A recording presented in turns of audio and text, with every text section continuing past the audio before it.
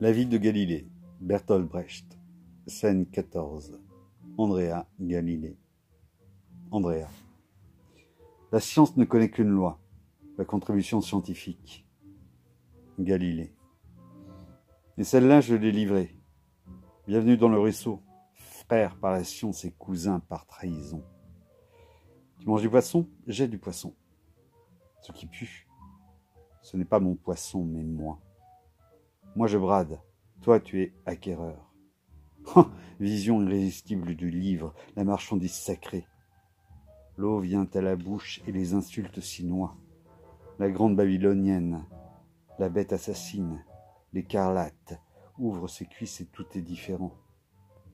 Que soit sanctifiée notre communauté trafiquante qui blanchit son trafic et a peur de la mort. Andrea. La peur de la mort est humaine. Les faiblesses humaines ne regardent pas la science. Galilée. Non. Mon cher Sarti, même dans l'état où je suis, je me sens capable encore de vous donner quelques indications sur tout ce qui regarde la science à laquelle vous vous êtes adonné.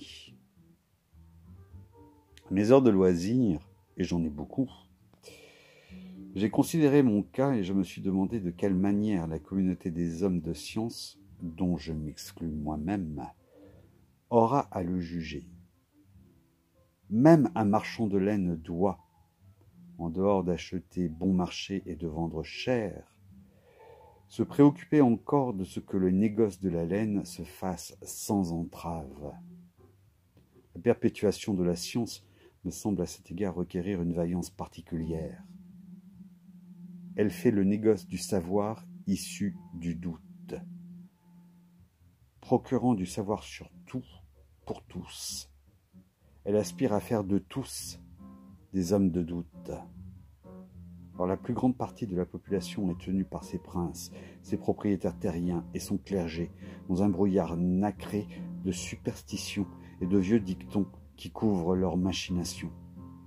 La misère de la multitude est vieille comme la montagne, et du haut de la chair, celle de l'église ou celle de l'université, on la déclare indestructible comme la montagne. Notre nouvel art du doute a ravi le grand public.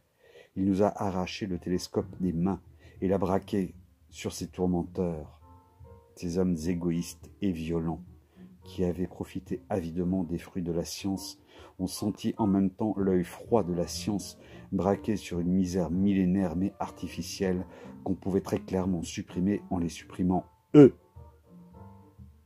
Ils nous inondaient de menaces et de tentatives de corruption irrésistibles pour les âmes faibles. Pouvons-nous nous refuser à la foule et rester tout de même hommes de science?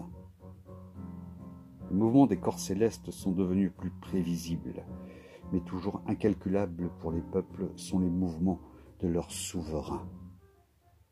Le combat pour rendre le ciel mesurable est gagné à cause du doute, à cause de la foi.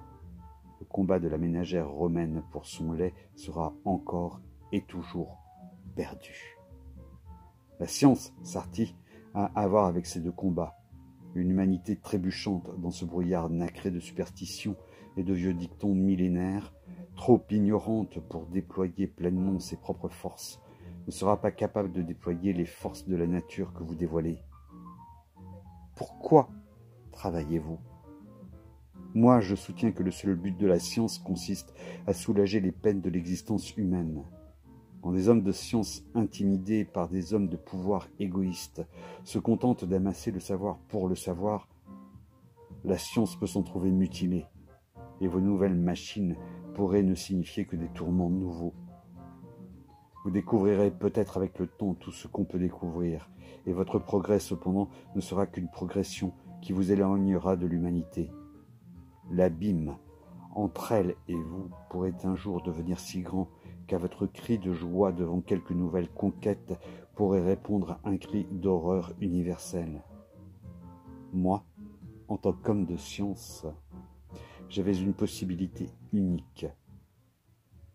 De mon temps, l'astronomie atteignait les places publiques. Dans ces conditions tout à fait particulières, la fermeté d'un homme aurait pu provoquer de grands ébranlements.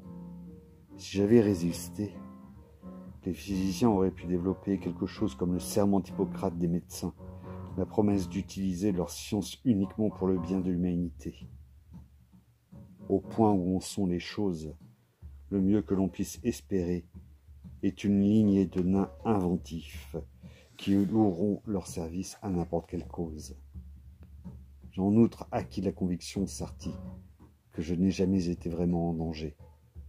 Quelques années durant, je me mettais aussi fort que les autorités et j'ai livré mon savoir aux puissants pour qu'ils n'en usent pas ou en abusent, tout comme cela servait leurs intérêts.